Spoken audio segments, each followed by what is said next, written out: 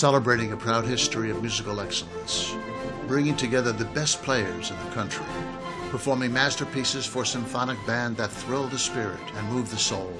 America's band for over 200 years, performing for you. Welcome to our program. Today, the All-Star Orchestra is very honored to present the United States Marine Band, opening with William Schuman's New England Triptych.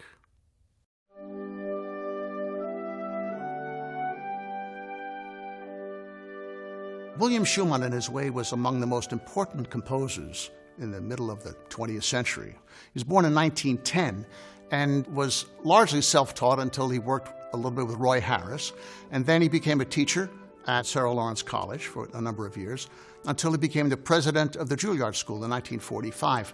In fact, in 1947, he was the one that hired Vincent Persichetti, another composer on our series, to be on the faculty at Juilliard. In 1961, Schuman became the president of Lincoln Center. Very influential in so many ways. He started the Juilliard Quartet. He started the Lincoln Center Chamber Music Society and the Film Society. He was a dear friend of mine. He was someone who represented great music and represented American music as well as anyone could imagine. It was a great thrill for me to know him and to have recorded so many of his works, including all of his symphonies. The New England Triptych, which is this three-movement piece based on the music of William Billings, which is another American composer, really was kind of the melding of two minds a couple of centuries apart. William Billings was a Revolutionary War composer. He was self-taught and never had any formal training to speak of in music, but became a really well-known and revered composer at that time. He wrote mostly choral music, but his pieces and his music really spread beyond where he lived and became, in some ways, anthems across the country. Unfortunately, despite his popularity and how important he was to kind of codifying that feeling of colonial America, he died in poverty and never was able to reap the benefits of his fame. But his music has lived on and lived on through the centuries, and William Schuman took a great interest in the music and the personality and the character of William Billings. And I think his music spoke to him in a way where he felt compelled to recast it with his own musical sensibilities. And such was that New England Triptych was born.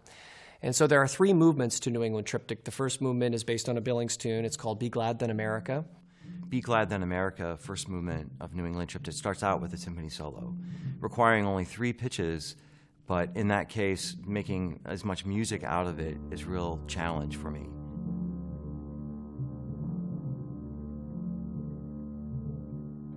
The second movement is When Jesus Wept, which is cast in a round, a very beautiful round, and as is the original written by William Billings. That piece, it's got a special place in my heart because it's probably one of the most exposed euphonium solos in the repertoire. When Jesus Wept was originally written for strings and a solo oboe and solo bassoon. Now, Schuman could have very easily written the band version as winds, but kept the solo oboe and solo bassoon, but instead he completely reimagined that movement. So not only do you have all the wind players playing the string parts from the original, but instead of a solo oboe, he moves that first part to the solo cornet. And instead of a solo bassoon, he moves it to a solo euphonium, two very distinctly band instruments, cornet and euphonium. And there's actually a really old tradition in the band world, especially in the Marine Band, of cornet and euphonium solos or duets. Back in the 1800s, when the Marine Band had a lot of Italian bandmasters, they used to love to arrange opera scores for the band to play in front of the public. And of course, if they had a soprano and a tenor duet from the opera, they would rescore it for cornet and euphonium. So this kind of tradition is alive and well here in the Schumann, and Matt Harding is the cornet player, and it's always a thrill to play with him. He's just got such a mellow, expressive sound, and what I try to do, the euphonium has the melody at certain points, but mainly the cornet is the main voice. And so what I try to do is kind of weave in and out of the texture, almost like a shadow in the background, kind of a counterpoint to what he's doing with the melody. Of course, the title kind of says it all, it's from Scripture, and what's interesting about it, because it's, When Jesus Wept, obviously has a somber tone to it, but what I really am happy about is that about 3/4 of the way through the piece, he gives this euphonium line a real transcendent quality. All of a sudden it switches from minor to major, and it goes from a B flat to an F. And that interval is just, it's almost like a ray of hope in the middle of this really sad hymn that something's going to be okay before we kind of go back into this somber thing. And I'm really glad he gave that to the euphonium, because that's one of my favorite parts of the piece. And those solos remain among the most beautiful in the entire band repertoire to this day. The third movement is Chester, which is the most popular of Billings' tunes and has become the most popular also of Schumann's suite. A classic, a standard in band repertoire. I can remember playing the Chester in high school. I can remember playing Chester in college. And I can remember playing Chester 8 years ago on the inauguration when it was really cold. I will never forget that. I mean, that is a hard piece to do in 20 degrees. It starts out with that delicate soft section. What I love about Chester is the opening chorale. It's just this sustained, the woodwind start, and then the brass come in, and it just really works. And then we get to the fifth section, you go boom, boom, and it gets into, once again, a very driving type of piece. And we bring back the chorale at the end. I just think it's just so well written. Another one of those pieces that is a standard piece for us, very well written for the ensemble. From a band perspective, Chester was the first piece that came into existence. Schumann had written this New England Triptych for orchestra first, and he was commissioned to write a piece and for band, and he decided that he loved Chester so much he wanted to reinvent Chester for band. And so he took a relatively short movement. I think the original is only about 3.5 minutes for the orchestra, and he spun that out into a nearly 6-minute overture, and it became Chester Overture. His music was so well received in the band community, and Chester was such a huge success that he went back later on and transcribed the other two movements and made the whole triptych. But that means that the band New England Triptych is a little bit different than the orchestra New England Triptych, because Chester is a more substantial movement. And since that time, New England Triptych has become an incredibly important piece in the band community. It's become absolutely one of the great staples of our band repertoire. And I would dare say it's performed as much, if not more, in the band world today than it is in its original orchestral version. And because Schumann himself transcribed the pieces, and because they are a little bit different in the band version than the orchestral version, they have really become new pieces in and of themselves.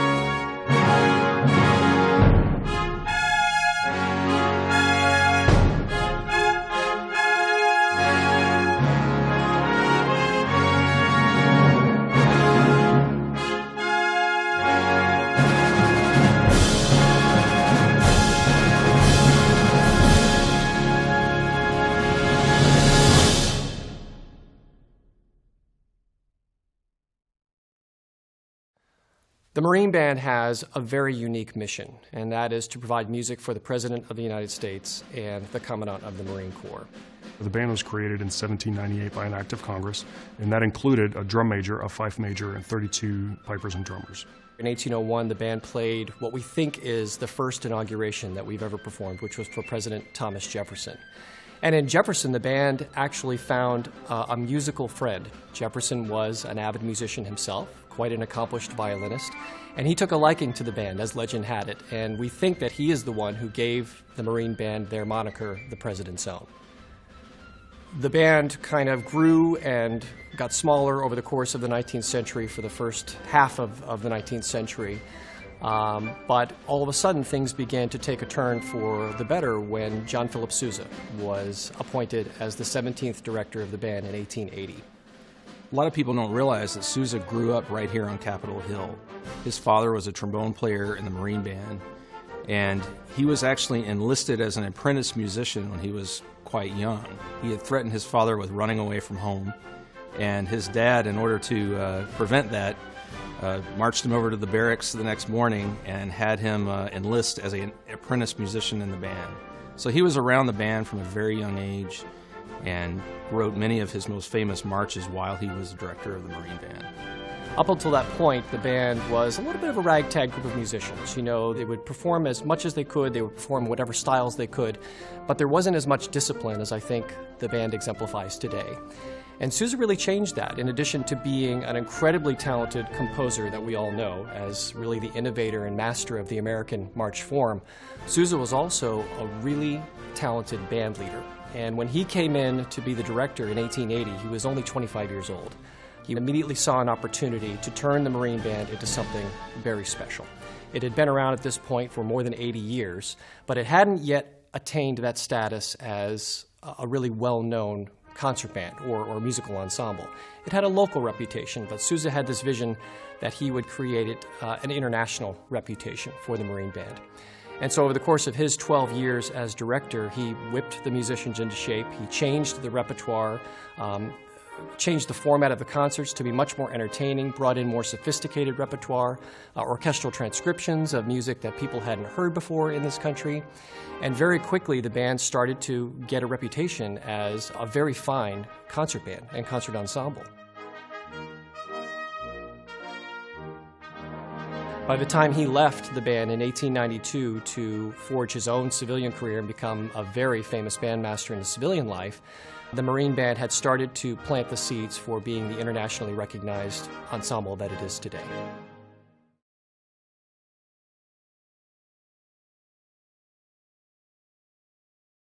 Vincent Persichetti was one of the first orchestral composers, largely orchestral composers of the mid-20th century, to write a substantial amount of music for band.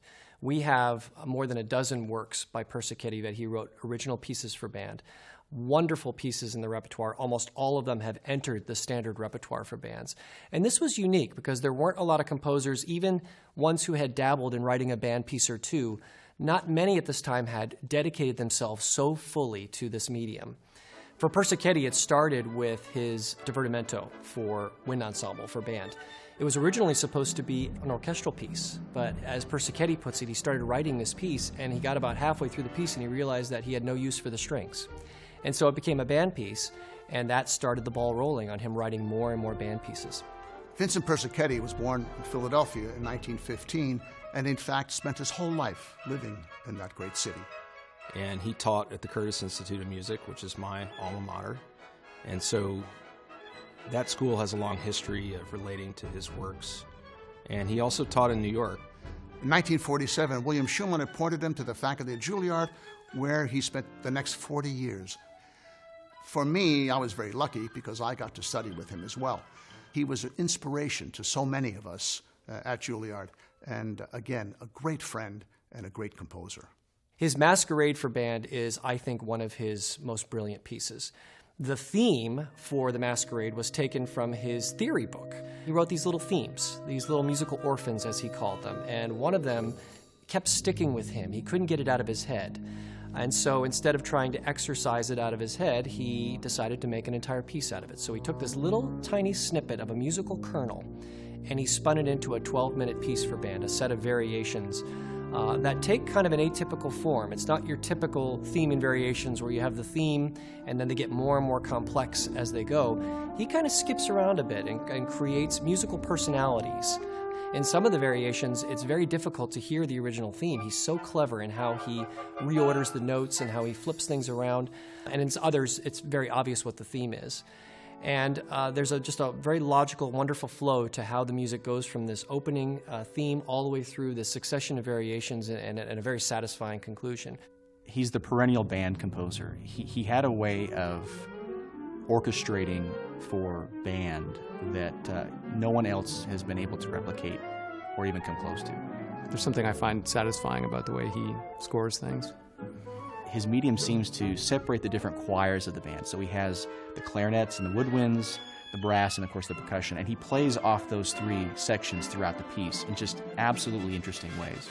He described his music as gritty and graceful, and I think it's a good description of it because it has some very harsh moments, very aggressive articulation and biting kind of things going on, and then it'll shift into this more lyrical, really beautiful, pastoral kind of writing. So I think it's a nice contrast that he gets within the suite. Persichetti has a strange way of combining things that sound like Renaissance music with things that sound like jazz and then things that sound like sort of angular 20th century modernism. He somehow gets all that to work in one coherent thing. So it's sort of timeless. You know, some of it sounds like it could have been written yesterday, which is very interesting to me. It doesn't sound dated, and even though I've played these pieces many times, I don't seem to get tired of them. It's a lot of fun. I really enjoy playing Persichetti, the dissonances and the syncopation in there. I think out of all the pieces that he's written, Masquerade is probably one of my favorites, if not the favorite. He just does textural things and dynamic things that are just so original for that time period, and I think still remain fresh today in the 21st century. I think in Masquerade for Band, you get all of Persicchetti's greatest strengths as a composer. This incredible rhythmic drive and this really unique use of band color. Persichetti was experimenting as he wrote his band pieces. He wasn't just using the old formulas that other composers had used, and this instrument always pairs with that instrument, and percussion always looks like this. He brought in different techniques, different sounds in the percussion section, different combinations of instruments that might create a new sound that might be unfamiliar.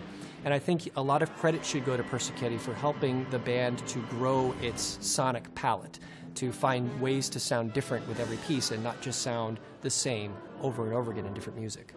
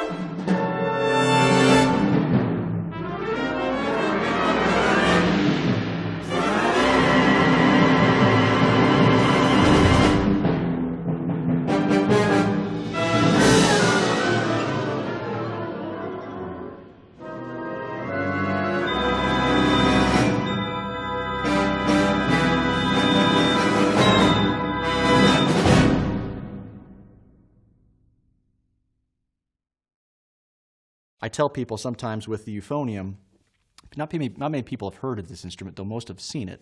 Sometimes we have a strike against us when we come out on stage because people are thinking, what is that instrument there? And I tell my students, well, you have about 2 seconds where they're kind of curious about the instrument. The euphonium, I guess, has a kind of a vocal quality to it, you could say. It sounds like a bass baritone vocalist, and you can use a really nice vibrato with it, and it just has this lyrical longing quality I think that composers have been attracted to on both sides of the Atlantic, in America and Europe. But because it's the euphonium, not the trombone or the trumpet, they don't have any kind of store of idiomatic music that goes along with that instrument. So what we do have is musicality and style to transcend what they don't know and just let them enjoy the beautiful sounds of the euphonium.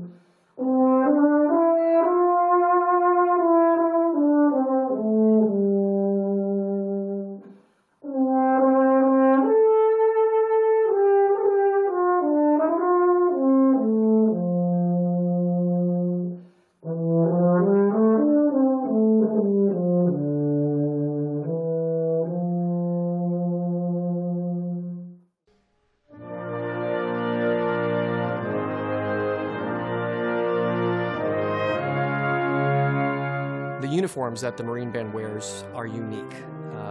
They are distinctively red, as everybody notices, and it's one of the only red uniforms in the entire Marine Corps, and indeed across the entire armed services. The reason for that is because it's rooted in a tradition of when musicians used to be on the battlefield. And the purpose of the band originally in the military was to send signals up and down the line of battle. And so the musicians traditionally wore the opposite colors of the troops in the rest of the Marine Corps. So the Marine Corps traditional uniform is dress blue, a very dark blue, almost black, with red trim, and a musician's uniform in the Marine Corps is red with blue trim.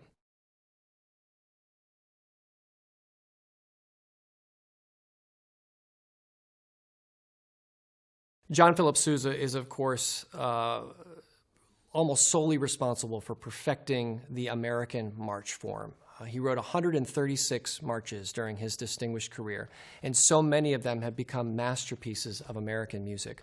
The American march, and especially the marches of John Philip Sousa, are near and dear to our heart, not only because Sousa was our former director, serving as the director of the Marine Band from 1880 to 1892, but also because marches is what a military band does. This is the traditional side of our identity. We have the side of a professional concert band, always working towards sharing the most serious repertoire, furthering the art of new music for concert band, but we never lose sight of our roots and of the things that are so important to the band tradition in this country.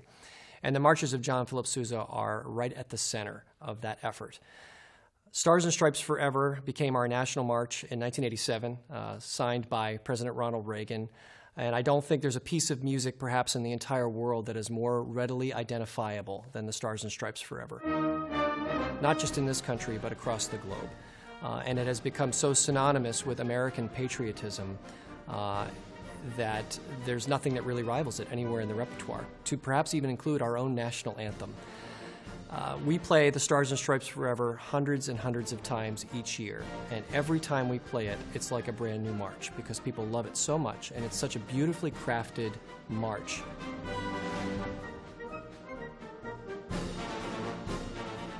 It's sort of an old friend. And it's the #1 piece that we play every time we perform.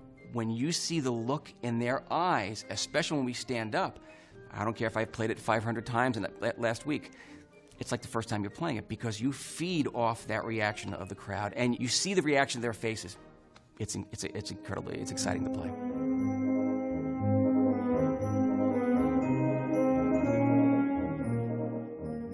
And of course the trio theme. It's one of the really nice melodies that we get to play in band repertoire, and I just look forward to sort of sinking into whenever we get there.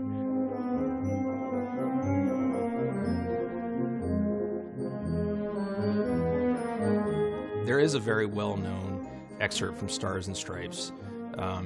We commonly refer to it as the dogfight. That is not a technical musical term. It is what's known as the break strain of the march. The low brass trombones get a great moving line, descending chromatically into the last strain. It's a lot of fun to play. It, of course, features the piccolo solo at the end. The piccolos actually all stand up together, and all of us in the section play it together in unison. The Stars and Stripes Forever is one of those marches that everyone knows, everyone loves, everyone wants to hear the Marine Band play the Stars and Stripes Forever. It never gets old. I know I speak for all the musicians of the Marine Band that every new audience that clamors for and demands and hears the Stars and Stripes Forever, in many ways it becomes a highlight of every concert that we do.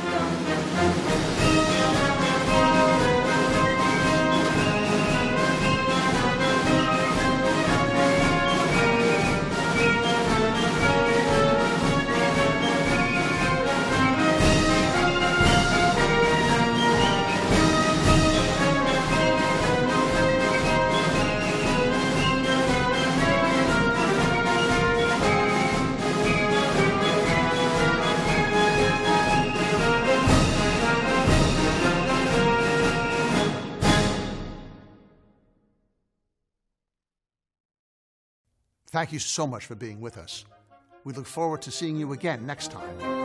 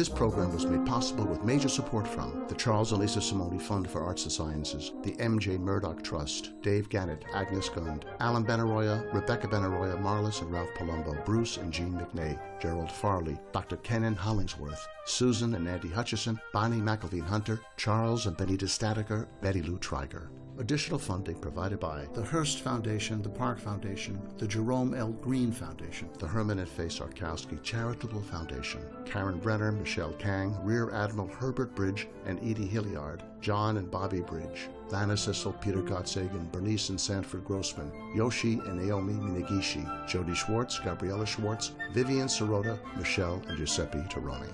Other support by